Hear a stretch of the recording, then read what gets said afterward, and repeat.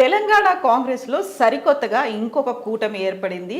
కమ్మ leaders అందరూ తమకు సీట్లు కేటాయించాలి, 40 నియోజకవర్గాల్లో తమ డామినెన్స్ ఉంది అంటూ అధిష్టానం దగ్గరికి వెళ్ళారు. అక్కడ ఒక ఐక్య వేదికగా తమకు కేటాయించాల్సినటువంటి సీట్ల జాబితాను కూడా వెల్లడిస్తున్నారు. ఎందుకని ఇంత సడన్గా కమ్మ లీడర్స్ వాయిస్ని రేస్ చేస్తున్నారు? మనతో పాటుగా ఉన్నారు గంటా చక్రపాణి గారు. చక్రపాణి గారు, గతంలో కాంగ్రెస్ పార్టీకి సంబంధించి చూసుకుంటే రెడ్డి కాంగ్రెస్ పార్టీ అన్నారు, ఆ తర్వాత బీసీ లీడర్లు మాకు ఇన్ని సీట్లు కేటాయించాలనే డిమాండ్ వచ్చింది. ఇప్పుడు సరికొత్తగా కమ్మ ఐక్య వేదిక, ఒక జేఏసీ కూడా ఏర్పడింది, అధిష్టానంలో ఉన్నారు. ప్లాన్ ఏ కాకుంటే ప్లాన్ బి కూడా మా దగ్గర ఉంది. ఇంతలా అల్టిమేటం ఇవ్వడానికి కారణం ఏంటి అసలు? అంటే నిజానికి ఇది మొట్టమొదటిసారిగా తెలంగాణ రాజకీయాల్లో ఒక స్పాంటేనియస్గా వచ్చినటువంటి ఆలోచనగా నేను అనుకుంటున్నాను. అది చంద్రబాబు నాయుడికి క్రైసిస్ రావడము, చంద్రబాబు నాయుడు జైల్లో ఉండడము, తర్వాత జరిగినటువంటి రాజకీయ పరిణామాలలో కమ్మలు మేము శక్తివంతులమని చూపించుకోవడం కోసము ఈ ప్రయత్నం చేస్తున్నారు. ఇది ఒక పొలిటికల్లీ మోటివేటెడ్ అనడానికి, దాన్ని ఎవరైతే ఎత్తుకున్నారో వాళ్ళ ఆ ఇష్యూని, ఆ డిమాండ్ ఎవరైతే తీసుకున్నారో వాళ్ళు ఎవరో మనకు తెలిసి అర్థమైంది. ముఖ్యంగా రేణుకా చౌదరి. అంటే కాంగ్రెస్ పార్టీలో అన్ని రకాల కార్డులను వాడడం అనేటువంటిది, టీఆర్ఎస్లోనో బీజేపీలోనో ఇన్ని కార్డులు పనిచేయవు, ముఖ్యంగా కమ్మ కార్డులు అసలే పనిచేయవు. అయినప్పటికీ కూడా అటువంటి ఒక కార్డుని వాడి ఓటర్లను ప్రభావితం చేసి లబ్ధి పొందాలని కొంతమంది చేసినటువంటి ఆలోచన, దానికోసం పుట్టినటువంటి జేఏసీ తప్ప, కమ్మ జేఏసీ అనేది లేదు ఇక్కడేమి. చాలామంది అర్థం కాదు ఏంటంటే, తెలంగాణ ఉద్యమం తర్వాత అంతకుముందు కూడా జేఏసీ అంటే ఏంటిది? ఒక అనేక సంఘాలు కలిసి ఒక ఐక్యవేదిక ఏర్పాటైతే జేఏసీ అవుతుంది. ఐక్య కార్యాచరణ ఒక ఎజెండా కోసం. ఏంటిది మీ ఎజెండా? టికెట్లు సంపాదించుకోవడానికి జేఏసీ ఎందుకండి? అలా కాంగ్రెస్ పార్టీలో టికెట్లు సంపాదించుకోవడానికి జేఏసీ ఎందుకు? ఇది కమ్మల మీద, అంటే కమ్మ కులం మీద ఒక చెడు ఆపాదించడానికి దోహదపడే డిమాండ్గా నేను భావిస్తాను. తెలంగాణలో కమ్మ సామాజిక వర్గం అనేటువంటిది లిమిటెడ్.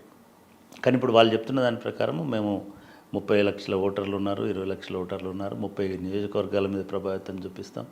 ఫైన్, 30 నియోజకవర్గాల మీద ప్రభావితం చూపించినప్పుడు మీకు రావాల్సినటువంటి డెమోక్రటిక్ దీనిలో, రైట్లో మీకు కావాల్సిన ప్రాతినిధ్యం మేము అడగడంలో తప్పలేదు.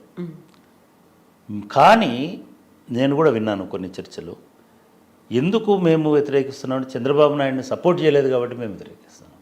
చంద్రబాబు నాయుడు ఏమన్నా దేవుడా? ఏమన్నా ఐకానా? లేదా ఈ ప్రాంతానికో ఈ రాష్ట్రానికో ఒక వరాలు ఇచ్చిన ఆయననా? ఎందుకు సపోర్ట్ చేయాలి ఎవరైనా చంద్రబాబు నాయుడికి? మీకు ప్రేమ ఉంటే మీరు సపోర్ట్ చేసుకోండి, నష్టమేం లేదు. కేటీఆర్ ఇట్లా అన్నాడు కాబట్టి మేము, ఎట్లా అన్నాడు, ఏమన్నాడు కేటీఆర్? హైటెక్ సిటీలో ఐటీ కంపెనీలలో ఇటువంటి చేయడానికి వీలు లేదు. అది వాస్తవము. ఐటీ కంపెనీలు వదిలేయండి, వాళ్ళు ఏమన్నారు కూడా పక్కన పెట్టండి. ఆల్ ఆఫ్ ఎ సడన్ ఒక 100 మంది పొద్దున్న నిద్రలేసి కార్లు వేసుకొని ఓఆర్ఆర్ మొత్తం దిగ్బంధం చేస్తామంటే ఎందుకు చేస్తారు? ఎందుకు చేస్తున్నారు? ఓఆర్ఆర్ని ఎట్లా ఆపుతారు? ఆ ఓఆర్ఆర్లో ఆ టైంకి అంబులెన్స్ పోతుందో, ఎయిర్పోర్ట్కి వెళ్ళేవాడు పోతాడో, ఫ్లైట్కి వెళ్ళేవాడు పోతాడో, అమెరికాకి వెళ్ళేవాడు పోతాడో, లేదా ఒక ఇన్వెస్టర్ పోతాడో. ఇది ఒక సెన్సిటివ్ ఏరియా కదా. పోనీ నువ్వు అనేక రకాల ఉద్యమాలు, ఆ తెలంగాణ మూమెంట్లో కూడా మీరు చేశారు కదా, ఇప్పుడు మేము ఎందుకు చేయకూడదు? తెలంగాణ మూమెంట్ హక్కు ఇది, ఈ భూభాగం విముక్తి కోసం జరిగిన పోరాటం కాబట్టి అన్ని నిరసనలు చేస్తారు. మీరు జంతర్ మంతర్లు, ఢిల్లీలో తెలంగాణ బిల్లు మీద నిర్ణయం తీసుకున్న ఎంపీలు ఉన్నారు కాబట్టి, పార్లమెంట్ అక్కడ ఉంది కాబట్టి, ప్రభుత్వం అక్కడ ఉంది కాబట్టి అక్కడే చేస్తారు. ఇక్కడ ఆంధ్ర ఏసీబీ ఉందా? ఆంధ్రలో ఒక చంద్రబాబుని అరెస్ట్ చేసిన వాళ్ళు ఎవరైనా తెలంగాణలో ఉన్నారా? ఆ పార్టీ ఉందా? పోనీ వైఎస్ఆర్సీపీ ఉందా?